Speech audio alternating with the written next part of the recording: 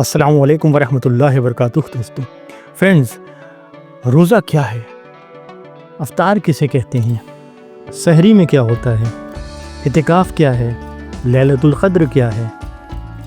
یہ سب چیزیں، زکوٰۃ، خیرات، صدقہ، ان میں کیا فرق ہے؟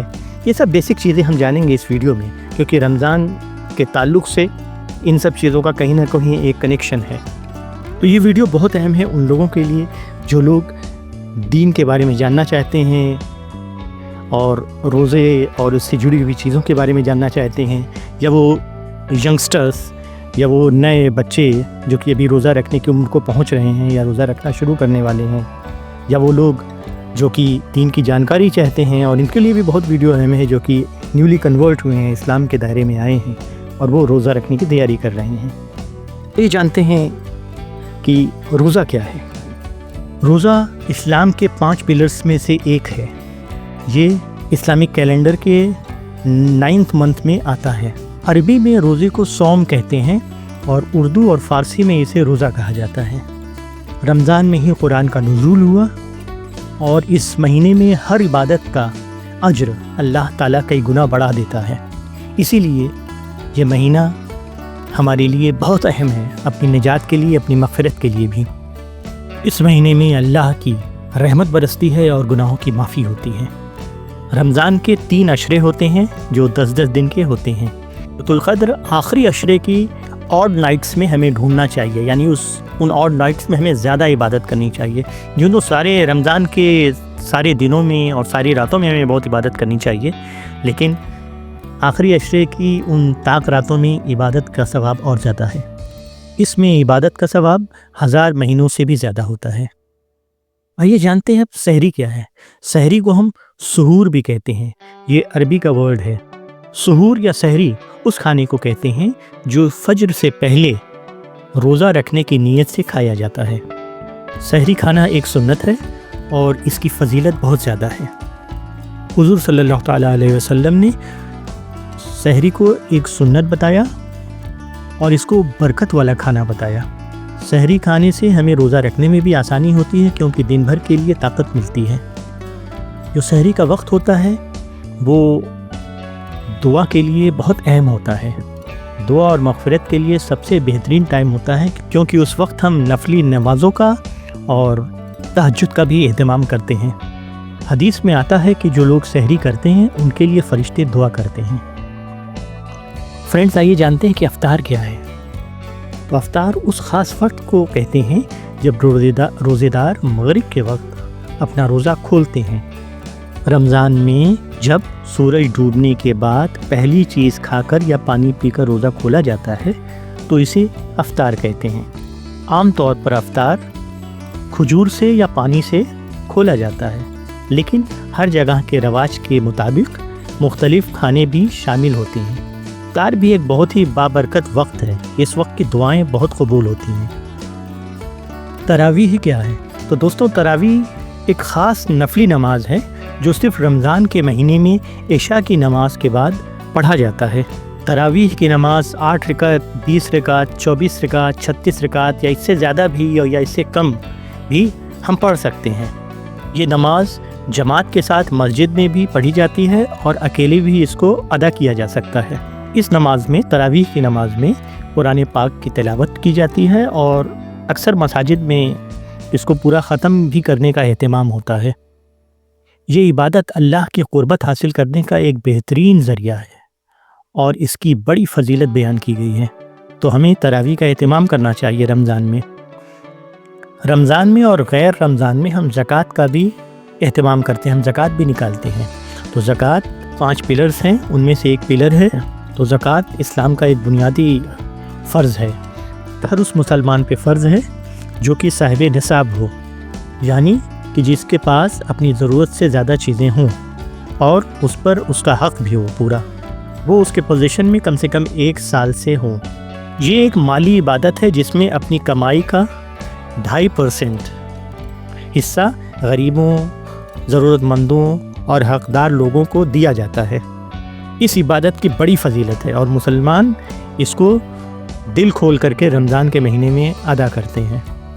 یہ ایک صدقہ یا ڈونیشن نہیں ہے بلکہ ایک فرض عبادت ہے۔ عام طور پر وہ پیسہ یا سونا یا چاندی جو کہ 1 سال تک صاحب نصاب کے پاس رہے تو اس پر 2.5% زکوٰۃ دینا فرض ہے۔ قرآن میں 8 قسم کے لوگوں کو زکوٰۃ کا مستحق بتایا گیا ہے، جن میں غریب، مسکین، قرضدار، اللہ کے راستے میں کام کرنے والے اور مسافر شامل ہیں۔ زکوٰۃ صرف اللہ کی رضا کے لیے دی جاتی ہے، اور یہ ایک ایسی عبادت ہے جو ایک مسلمان کی روحانی اور مالی ترقی کا ذریعہ بنتی ہے۔ آئیے جانتے ہیں فطرہ یا فطرانہ کیا ہے۔ فطرانہ ایک صدقہ ہے، اس کو صدقہ فطر بھی کہا جاتا ہے۔ فطرہ ہر صاحب نصاب مسلم پر عید الفطر یعنی عید کے دن کی نماز سے پہلے ادا کرنا فرض ہے۔ یہ رمضان کے روزے رکھنے کی تکمیل اور غریبوں کی مدد کے لیے دیا جاتا ہے تاکہ وہ بھی عید کی خوشیوں میں شامل ہو سکیں۔ فطرے کی مقدار عموماً 3.25 کلو ہے۔ وہ غذا جو ہم عام طور پہ کھاتے ہیں، وہ سیریلز جو ہم عام طور پہ کھاتے ہیں، اس کے برابر 3.25 کلو کے برابر حساب سے ہمیں ہر فرد کے لیے نکالنا ہوتا ہے، جتنے بھی لوگ گھر میں رہتے ہوں۔ یہ آپ کے اپنے لائف اسٹائل کے حساب سے کم یا زیادہ ہو سکتا ہے، اگر اس کو ہم روپیز میں کنورٹ کریں یا مال میں کنورٹ کریں تو۔ فطرہ ہر اس مسلمان پر فرض ہے، ہر اس مسلمان پہ فرض ہے جو صاحب نصاب ہے۔ فطرہ اپنے لیے اور اپنے گھر میں رہنے والے ہر فرد کے لیے، چاہے وہ بچہ ہو یا کوئی کام کرنے والا ہو، اس کو بھی سب کو کاؤنٹ کر کے سب کے لیے الگ الگ نکلتا ہے، اور اس کو عید کی نماز سے پہلے دینا افضل ہے۔ یہ ایک چھوٹی سی رقم ہوتی ہے، مگر اس کا مقصد بہت بڑا ہوتا ہے کہ وہ تمام لوگ جو کہ اس وقت اس مقام پہ یا اس حیثیت کو نہیں رکھتے کہ عید کو اچھے سے سیلیبریٹ کر سکیں، وہ بھی شامل ہو سکیں ساری خوشیوں میں۔ خیرات کیا ہے؟ تو خیرات ایک ایسا نفلی صدقہ ہے یا امداد ہے، مدد ہے، جو ایک مسلمان اللہ کی رضا کے لیے، غریبوں کی مدد کے لیے اپنی مرضی سے دیتا ہے، کسی پر فرض نہیں ہوتی۔ خیرات ایک اچھا عمل ہے جو انسان کو ثواب اور اللہ کی رحمت کا حقدار بناتا ہے۔ صدقہ ہر قسم کی خیرات کو کہتے ہیں، چاہے چھوٹی ہو یا بڑی۔ زکوٰۃ ایک فرض عبادت ہے، جبکہ خیرات نفلی ہوتا ہے اور کوئی بھی کسی بھی وقت دے سکتا ہے۔ صدقہ یا خیرات صرف مال یا پیسوں تک محدود نہیں ہے، بلکہ کوئی بھی اچھا عمل، جیسے کسی کو مسکرا کے دیکھ لینا، کسی کی کوئی مدد کر دینا، چاہے چھوٹی ہو یا بڑی ہو، یہ سب بھی صدقے کے دائرے میں ہی آتا ہے۔ صدقہ اور خیرات دینے سے اللہ کی رحمت اور برکت حاصل ہوتی ہے، مصیبت اور پریشانیاں دور ہوتی ہیں، غریبوں اور ضرورت مندوں کی مدد ہوتی ہے، آخرت میں اس کا بڑا اجر ملتا ہے۔ فرینڈز، آئیے اب جانتے ہیں لیلۃ القدر کے بارے میں کہ لیلۃ القدر کیا ہے اور اس کی عبادت کا کتنا بڑا اجر ہے۔ سورہ القدر میں اس کا ڈیٹیلڈ بیان ملتا ہے۔ اللہ فرماتا ہے کہ یہ 1000 مہینوں سے بہتر ہے، یعنی کہ کوئی اس رات میں عبادت کرے تو یہ 1000 مہینوں کے عبادت کے برابر اسے ثواب ملتا ہے، یا اس سے بھی زیادہ۔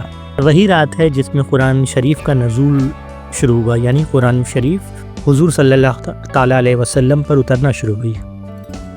پہلی بار جبریل امین اسے لے کر کے آئے۔ اس رات فرشتے زمین پر اترتے ہیں اور ہماری تقدیر کا حساب کتاب ہوتا ہے۔ اس رات ہمیں بہت عبادت کرنی چاہیے، نفلی عبادت کرنی چاہیے، قرآن پڑھنی چاہیے، حدیث پڑھنی چاہیے، حضور صلی اللہ تعالیٰ علیہ وسلم کی زندگی کے بارے میں جاننا چاہیے، دین کا بیان کرنا چاہیے، اس کا سننا چاہیے، یہ سارے کام کرنے چاہیے، جس سے کہ کہیں نہ کہیں ہمیں اور زیادہ ثواب کرنے کا موقع ملے اور ہمیں ایک انسپریشن ملے۔ رمضان کے آخری عشرے میں ہم اعتکاف کا بھی اہتمام کرتے ہیں۔ اعتکاف بھی ایک بہت بڑی عبادت ہے۔ اعتکاف کا مطلب ہے مسجد میں رکنا اور دنیا کے کاموں سے الگ ہو کر صرف اللہ کی عبادت، ذکر، تلاوت قرآن اور دعا میں مشغول رہنا۔ مرد مسجد کے کسی حصے میں اور عورتیں گھر کے کسی حصے میں اعتکاف کر سکتی ہیں۔ اس کی مدت کچھ گھنٹوں سے لے کر کے پورا آخری عشرہ تک ہو سکتی ہے۔ لیکن اعتکاف کا روزے سے کیا تعلق ہے؟ تو آئیے جانتے ہیں کہ اعتکاف کا روزے سے کیا تعلق ہے۔ اعتکاف رمضان کے آخری 10 دنوں میں ہی کیا جاتا ہے، جب روزہ بھی فرض ہوتا ہے۔ روزہ انسان کو اللہ کی طرف زیادہ جھکاتا ہے، اور اعتکاف میں انسان دنیا سے الگ ہو کر صرف اللہ کی عبادت میں مشغول رہتا ہے۔ اعتکاف کا ایک بڑی وجہ یہ بھی ہے کہ رمضان کے آخری عشرے میں لیلۃ القدر ہوتی ہے، جو عبادت کے لیے بہت افضل رات ہوتی ہے۔ اعتکاف کرنے والوں کو یہ رات حاصل ہونے کے زیادہ امکان ہوتے ہیں، کیونکہ وہ لگاتار عبادت میں مشغول ہوتا ہے۔ اور روزہ اور اعتکاف دونوں ہی کہیں نہ کہیں انسان کی ڈیزائرز کو کنٹرول کرتا ہے، جس سے کہ شیطان سے بچنے کا ایک اچھا موقع رہتا ہے۔ حالانکہ شیطان بند رہتے ہیں، تو جو بھی ہماری نفسیاتی خواہشات جو ہوتی ہیں، جو ہمیں انسائٹ کرتی ہیں گناہوں کی طرف، تو انسان کہیں نہ کہیں ان سے بچ جاتا ہے۔